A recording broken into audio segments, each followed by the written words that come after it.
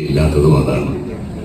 നിങ്ങളിൽ ഭൂരിഭാഗവും അല്പമെങ്കിലും അല്ലെങ്കിൽ പൂർണ്ണമായും സംഗീതം ഉള്ളിൽ സൂക്ഷിക്കുന്നവരാണ്.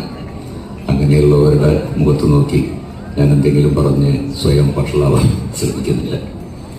എന്തായാലും വരും കാത്തിരിക്കണം എന്ന ഈ ആൽബം എല്ലാവിധ വിജയാശംസകളും നേരാണ് ആൽബത്തിന്.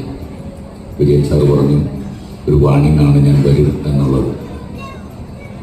എന്നെ പോലെയുള്ള സാധാരണക്കാരായിട്ടുള്ള സംഗീതത്തെ കേൾക്കാൻ ഇഷ്ടപ്പെടുന്ന അവരുടെ ഭാഗത്തു നിന്ന് എനിക്ക് പറയാനുള്ളതാണ്, വരണം, ഞങ്ങൾ കാത്തിരിക്കുകയാണ് എന്നുള്ളത്.